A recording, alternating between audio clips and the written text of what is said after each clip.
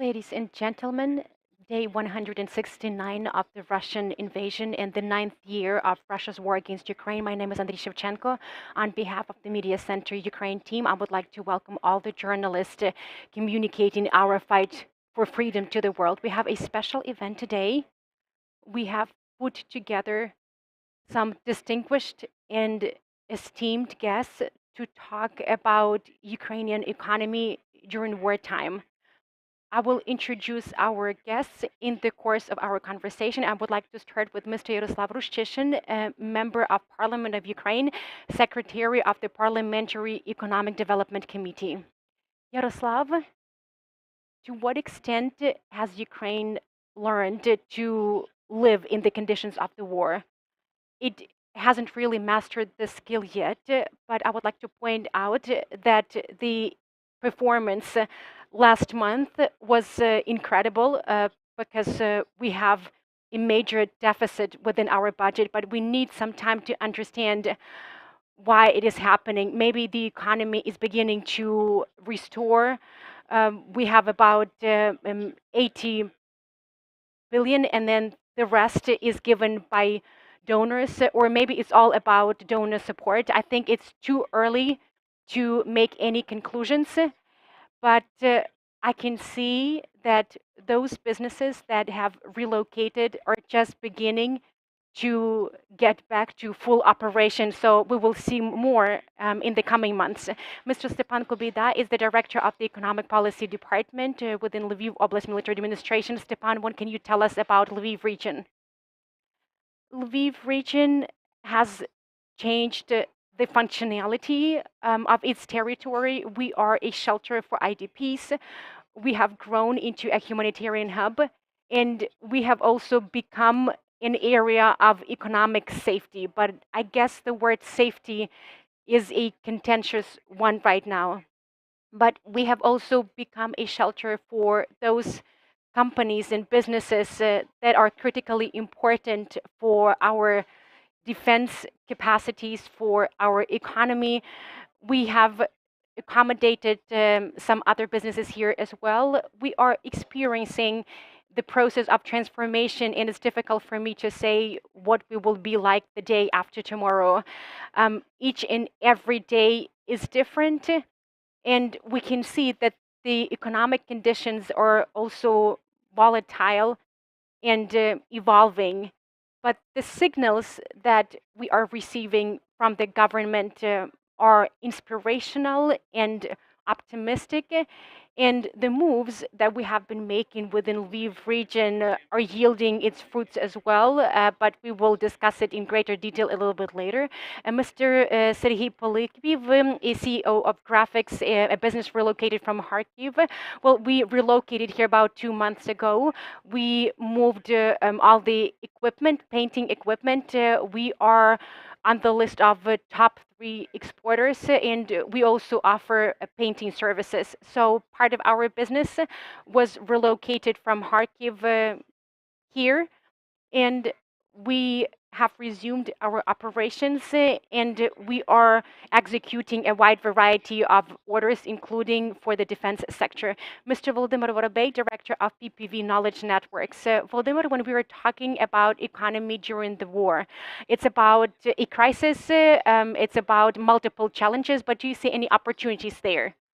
Well, I can see that businesses are exerting as much effort as possible, and there's also a need for rethinking business strategies, regional strategies, and our national strategy as well. Will we take advantage of this opportunity? Let's see. We even have this term build back better within our recovery plan. It's all about us. It's about our capacity to take advantage of this different time frame. Let's try to put our brains together and give an assessment of the Ukrainian economy. We know that Ukrainian GDP will drop by about 35%, 40% by the end of the year. It all depends on the optimism or pessimism of the assessment experts. We can also see that we can break it down into sectoral challenges. Energy might be a huge challenge. We might have to brace ourselves for a cold winter. It's also very difficult to reformat Ukrainian exports. And I guess there's a litany of other challenges and problems that can be mentioned. What are the greatest challenges in this regard, in your opinion? I believe that most of the challenges will exist on executive level. I would like to continue talking about strategic opportunities. We're talking about wartime economy. You can split it into military economy. So basically, this is the part of the economy that works for the defense sector and produces something. And the segment of military economy is growing. I mean, we had this in the global history. Germany is a good example before World War II. And you also have wartime or martial law economy. But I believe that we need to transition from strategic issues to some systemic ones. We need to be frank and honest to ourselves. We are decimating the second most powerful army globally. And this is the best competence that we can brag about right now. I might sound cynical, but we should not sell it. What do you mean? I'm about to explain it. Ukraine needs to have an appropriate strategy. We need to keep in mind that this northeastern neighbor will always be there, that threat will always be there. So we need to have a better understanding of how we are going to continue developing and prospering under such conditions. So it goes without saying that farmers need to continue seeding and planting, but we need to become a hub of weapons and armament because we have the most top-notch weapons experts concentrated in Ukraine right now. So Ukraine needs to have a strategy where Lviv region will serve in the capacity of a robust rear, a home front. So we need to have some weapons production facilities.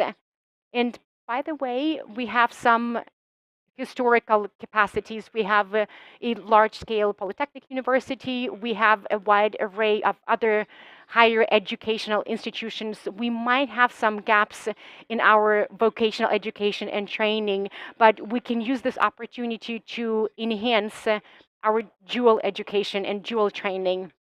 So my view is that we can be number one in this sector globally. And now from strategy to systemic approach, wartime economy does not really mean that once the war is over, we can go back to business as usual.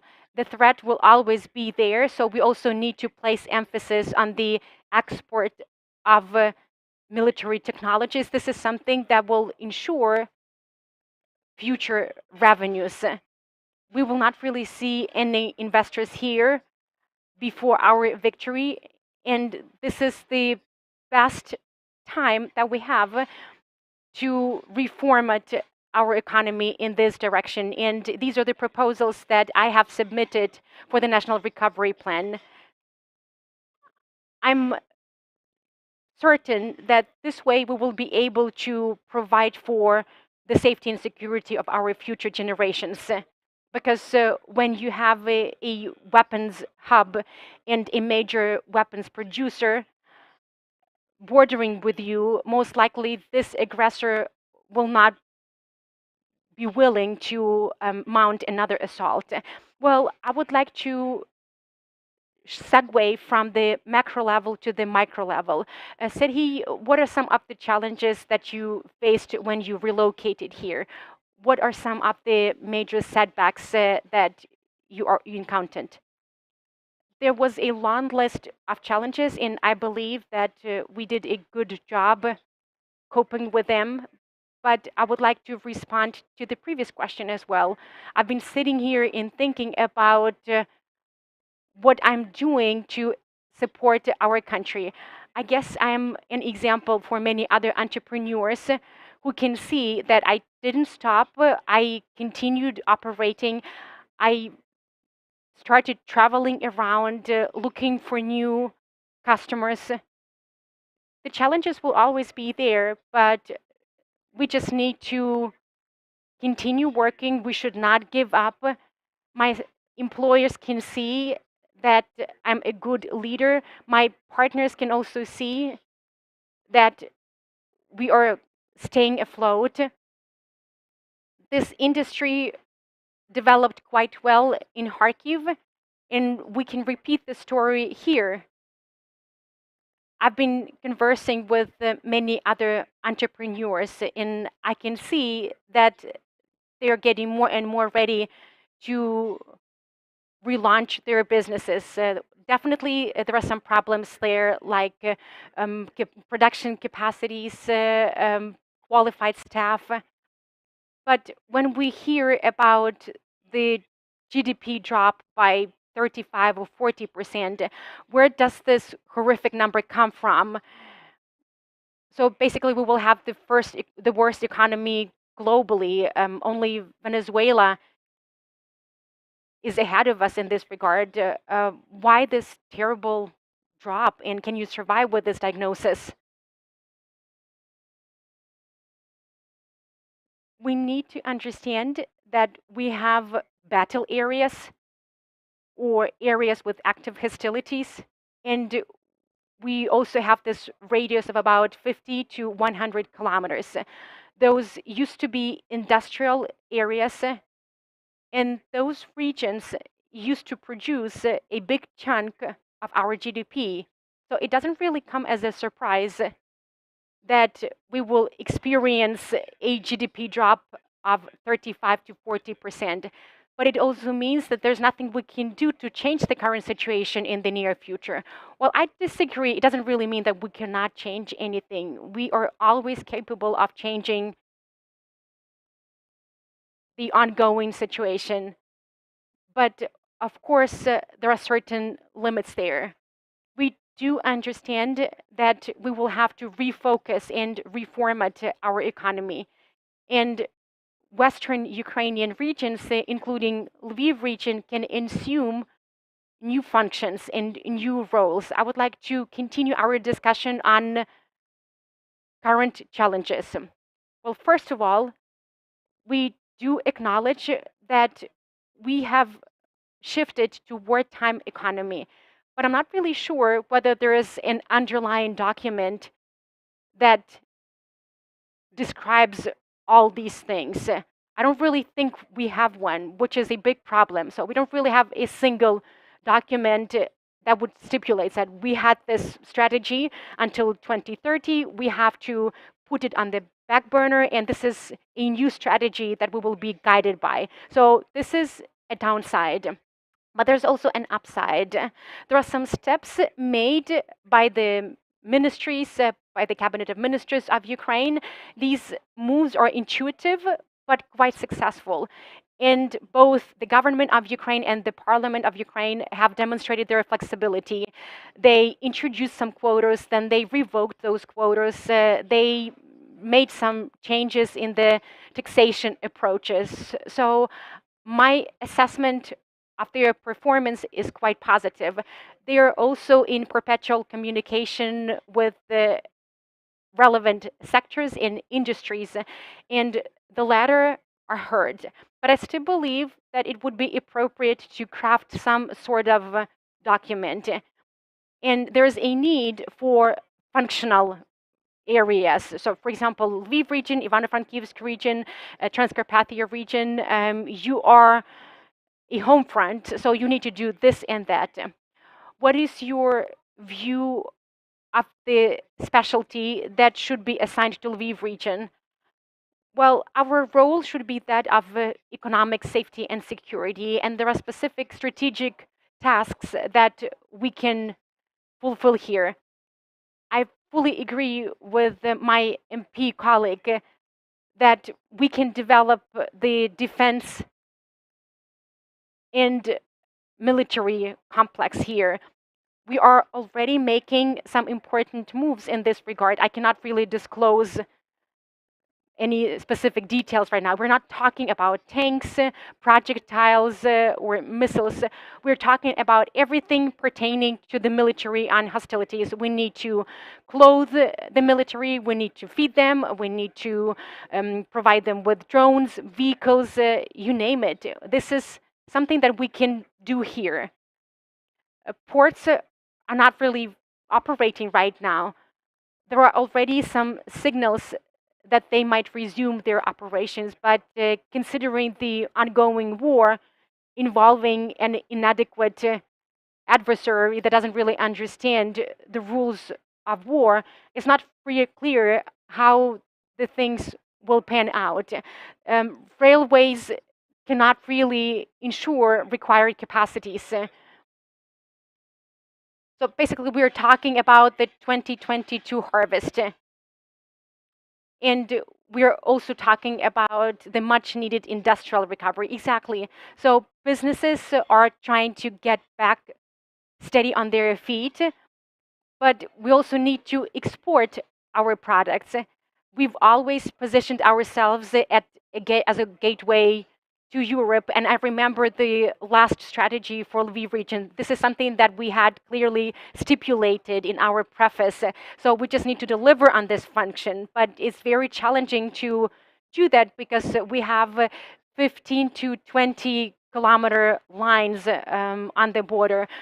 We are doing everything possible to enhance our transborder cooperation with Poland, but we need to do something about this change in the railway gauge. So basically, there is a distance of 80 millimeters from us and the European Union. Okay, defense sector, logistics, any other moving parts there?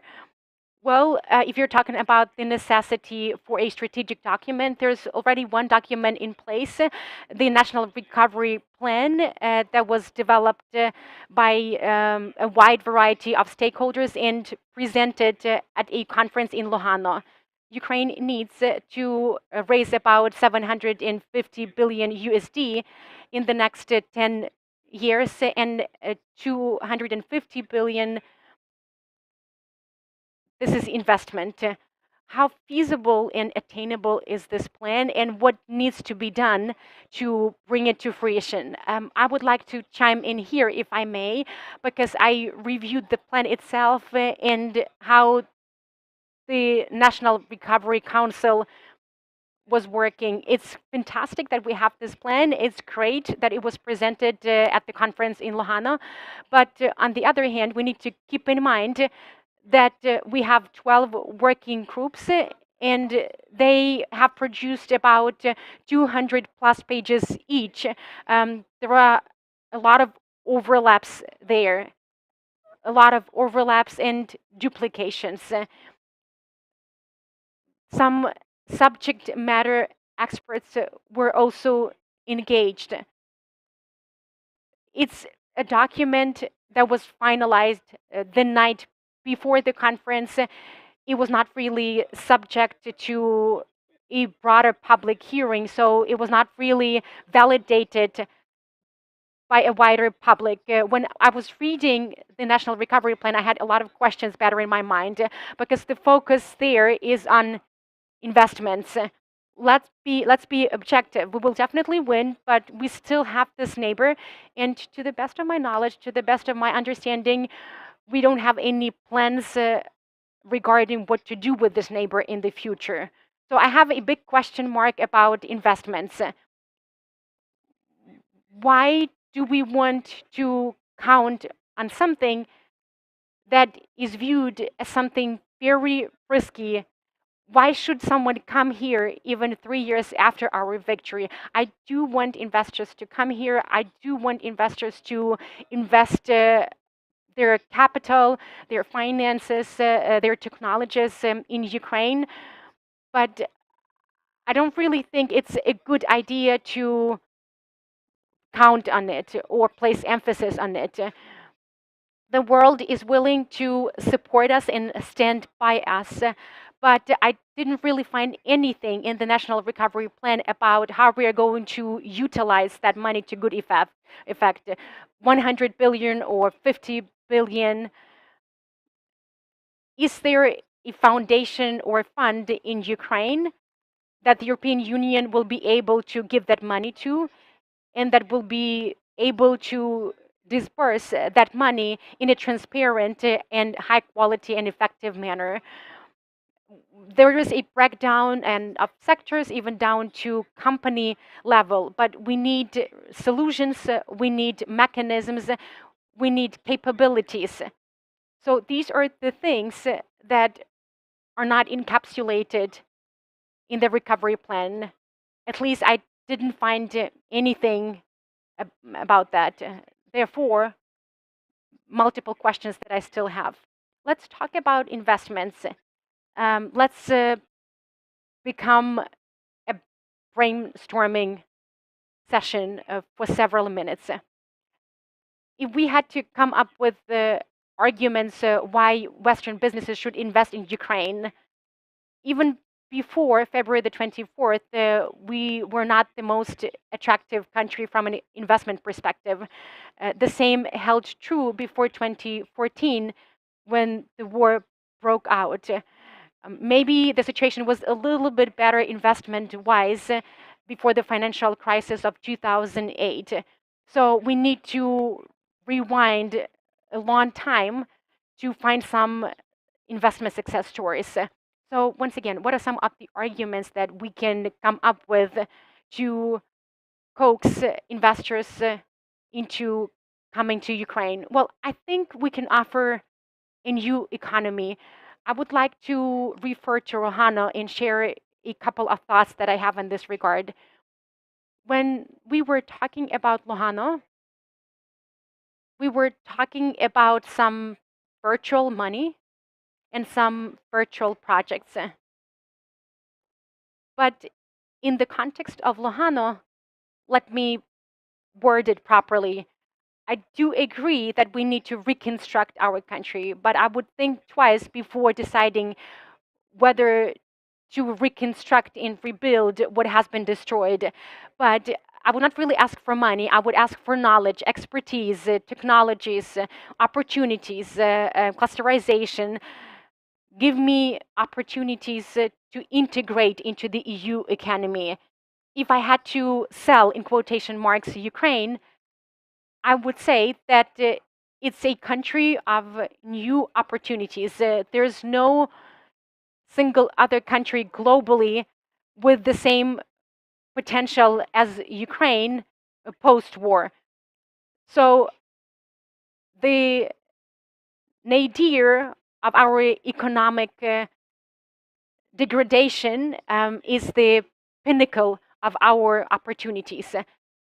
Well, I guess we will become a fast growth country during the next several years. Any other solid arguments that we can put on the table of investors? I would like to point out that investors are logical creatures. These are not some mythical creatures. These are people that count money. Where do investors go? If there is demand, if people are ready to purchase my goods, so I want to be closer to my consumers.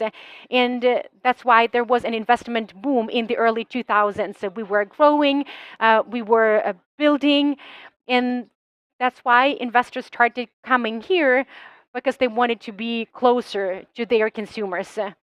Access to people is another factor that comes into play. You have something that drives IT outsourcing. So if you have access to dozens of thousands of high quality engineers, you come here. Another important argument, availability of user cases. So it's everything pertaining to military technologies or related technologies. We have an ongoing war, so you can test and trial your military technologies here, unfortunately. So you can come here and do that. And we can use this argument as a selling point to attract investors. Logistics, railway tracks. So these are those stories that might be appealing to investors. I would like to add a couple of words, if I may. Volodymyr briefly talked about investors, but whenever we talk about investors, we think of foreign investors in the first place, because ostensibly domestic investors don't have any money. We will be number one globally because we have conquered the monster. We know how to do that. And it might sound cynical, but we need to sell it. So we need to take advantage of it in the future. We need to have the number one military and defense complex worldwide. But if we're talking about investors from a broad perspective, we have domestic investors as well. There are some good showcases. For example, Mr. Pylypiv relocated his company from the east to Lviv region. So he invested his own money in Lviv region, not maybe to the extent or on a scale that you can find among foreign investors, but still. And I believe that we need to devise some programs for domestic investors, something along the lines of 5-7-9 program. And there are some pros here. Have a look at what happened with trust internally. I mean, in the past, the approval rating of the parliament was 2%, now about 40%. People have faith in Ukraine's armed forces, president, the government of Ukraine. And I see eye to eye with Stepan. They made some of the right moves. They demonstrated their capacity for sacrifice. And this is something that we need to sell. So we need to utilize this trust in Lviv region to attract domestic investors. This is the best time, the most opportune time to do that. I believe that economy is all about meritocracy, not democracy. Experts need to develop governmental strategies and programs. But when they come here to our territory, we need to offer them the appropriate toolkit, industrial parks, for example. We need to give thought to the rehabilitation of economic zones. This is something that was discredited by our Eastern counterparts. Stepan might confirm my words. We have two towns, Novoyarovsky and Novy Rozdil. We have sulfur in both towns, and the population is more or less the same, 40,000 population. Compare the two towns. One city is prospering and blossoming, while the other one is dilapidated. So I went there and I asked the local authorities, why so? And they said, we had this economic zone and we utilized this concept to good effect. So they basically took advantage of the preferences and privileges offered within that economic zone. And this is the prerogative of the government of Ukraine. They need to offer tools that will be appealing to investors, both foreign and domestic. I fully agree that we have internal resources and potential to produce our own products. So it's not about just exporting raw materials, for example, timber, metal. We used to just export these raw materials, but I've traveled around the world. I've been to multiple businesses and production facilities. Believe me, we do have plants and factories that produce products of much higher quality at much more reasonable prices. Maybe I'm not an expert in this regard, but I guess we do need some governmental support. We are consulting with the Commerce and Trade Chamber, and they are putting together a list of those goods that we used to purchase from Russia and Belarus. We can definitely start producing all these products. There's ample opportunity there. I went to Germany about a month ago, and I visited one plant that produces similar products. I approached the owner and said, well, these parts are not well welded. Well, it's okay. And then I told him, well, but we can do a much better job. He's even given thought to opening a plant in Ivano-Frankivsk or Lviv region now. Well, let me put in my 2 cents worth. An example from my committee is Stepan. I'm not really sure whether you know what that is. It's a European program that prohibits the use of carbon, and our products that consumed carbon became prohibited in Europe.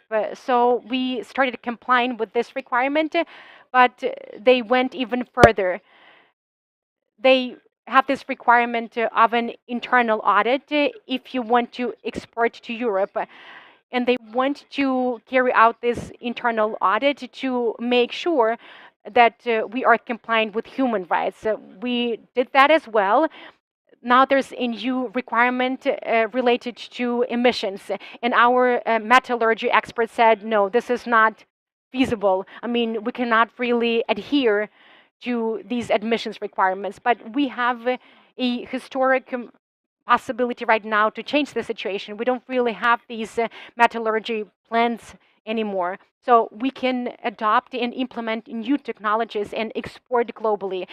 These are the things that need to be incorporated into this recovery program. We are in a really dire situation. We are paying a really high price for our freedom and our sovereignty. So we cannot really afford to waste this opportunity. We have to use it to develop our economy leaps and bounds. And economic capital as well. Several weeks ago, I was engaged in parliamentary hearings in Canada. It was dedicated to the free trade agreement between Ukraine and Canada.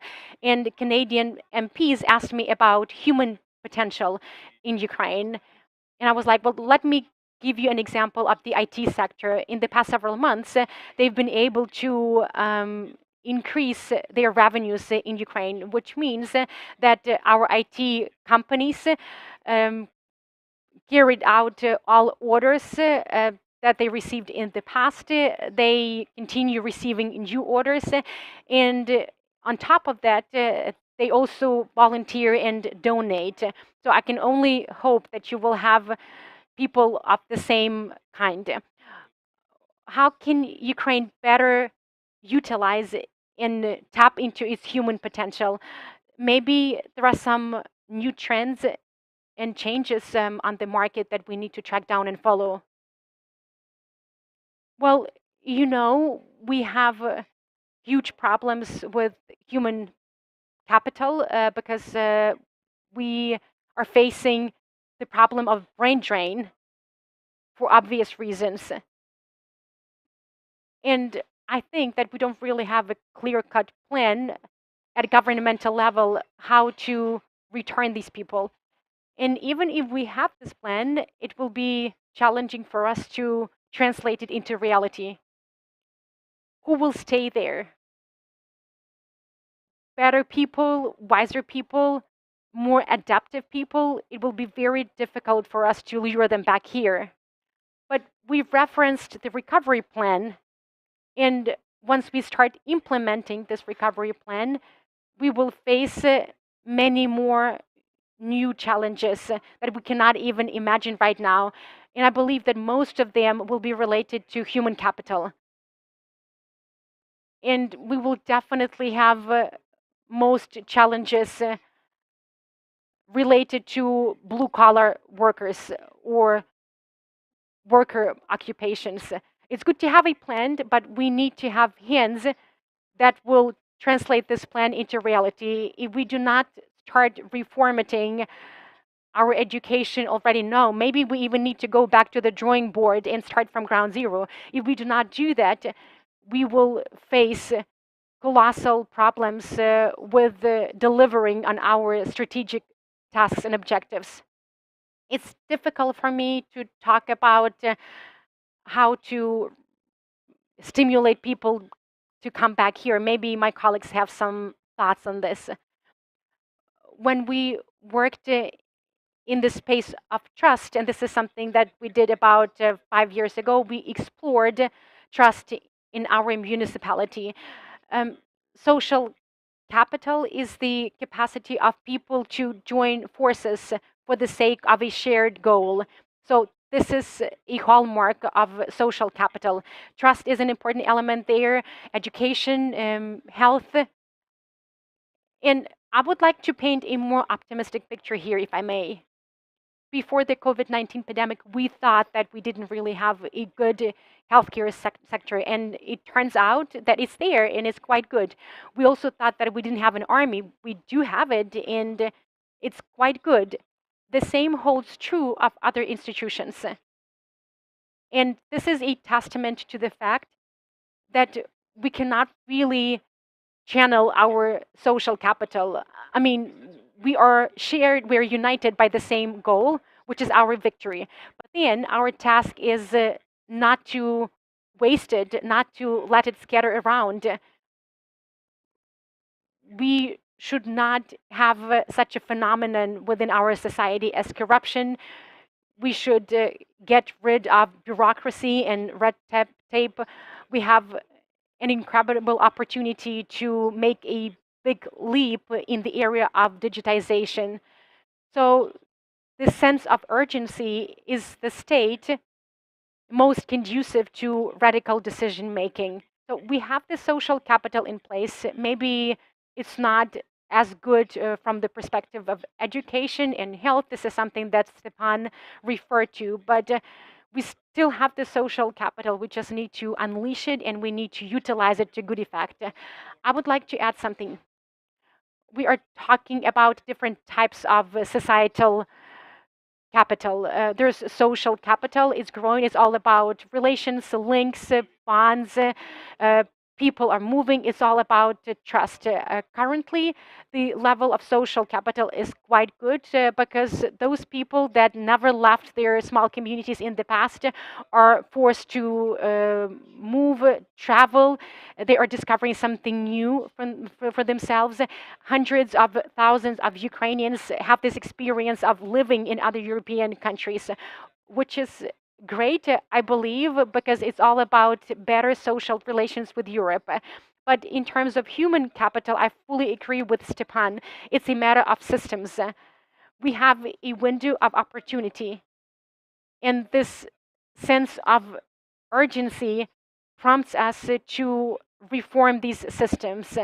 Education system, VET system, health system. These are the systems that haven't undergone reforms for many years. Educational institutions have autonomy, and what? We have a surplus of higher educational institutions that are financed from the public budget. We don't really have people that would analyze whether we need specific universities, whether we need that many universities. So our system is fighting for self-preservation. And the system doesn't want to be liquidated. It doesn't want to be reformed. We don't really have anyone in the lead of this struggle. I fully agree that we are facing huge challenges in terms of human capital, not because people have left. I'm very optimistic, and I believe that a lot of people will be back because those markets are profound. They are highly competitive. It's very difficult for you to fulfill your potential there because you have to prove your qualifications. And there are systems there how to help you acquire qualifications. We don't really have these systems. I mean, we do have some ad hoc solutions, like, for example, the GIA initiative. You can complete a training course and you will be reimbursed by the government. So we have the beginnings, but there's no systematic approach. We don't really have a clear understanding of which training programs are needed. And this is something that we need to analyze and then replicate in hundreds and thousands of educational institutions that we have. I'm not really sure I replied to your question, but I just tried to share some observations. And the beginning of the new academic year, as of the 1st of September, is relevant here. There is an air raid alert in Lviv region, so I will ask only one last question, and I expect succinct answers. I would like to ask for your advice for Ukrainian entrepreneurs. We had Mr. Timofey Milovanov, former Minister of Economy and now advisor to the Presidential Office of Ukraine, a couple of weeks ago here, and I asked him the same question, his advice for Ukrainian business people. And he said the following: if you are a Ukrainian entrepreneur, first and foremost, you need to understand how you can contribute to the defense sector in Ukraine or find your place in this military economy. What is your advice for those Ukrainian entrepreneurs that have had to pay salaries to their employees from their own pockets in the past 2 months, or maybe they have had to give away their best staff members for military purposes, or to those business entrepreneurs that have half-empty facilities? Well, as an entrepreneur, I can share what is helping me. I'm always looking for new opportunities, new links, new opportunities. The government has already launched a wide variety of grant programs. We have applied for some of them, and these programs are quite promising. Not everyone knows about them, or people do not really believe that you can win a grant, but I'm a showcase of that. I won a grant, and I used it to develop my business. You can also apply for a grant to streamline business processes and to train your people. We need to do everything possible to retain these industrial and work-loving people. Volodymyr, as a representative of the organization that supports business, as a business consultant, I can say that Ukrainian entrepreneurs need to plug in. They need to plug into networks. They need to forge social bonds. Mutual support programs are extremely important right now. So during wartime, it's all about social links. It's all about networking, continue sharing, continue confiding in one another, continue consulting with one another. Stepan, what is your advice? Three simple things. Cooperation, because cooperation is all about new opportunities and links. This is something that my colleagues have already mentioned. Number two, you need to elaborate decisions very fast, and diversification. Well, you have a unique opportunity to transform your business. Just one example from my parliamentary committee. We fought with the Poles with regard to transportation permits. We had great issues with obtaining permits from Poland. The permits are not there anymore, and Europeans do not want to insure any cargo on the territory of Ukraine. So basically, it's a great opportunity for transport operators. It's just one small example, but you can take advantage even of this horrific situation. And of course, we need to thank Ukraine's armed forces. We had Yaroslav Rushchyshyn with us, Volodymyr Vorobey, Stepan Kuibida, Serhii Pylypiv. We talked about Ukraine, about economy, and about Ukrainian economy during wartime. Gentlemen, thank you very much for this conversation. I really hope that it will help us inch closer towards our victory.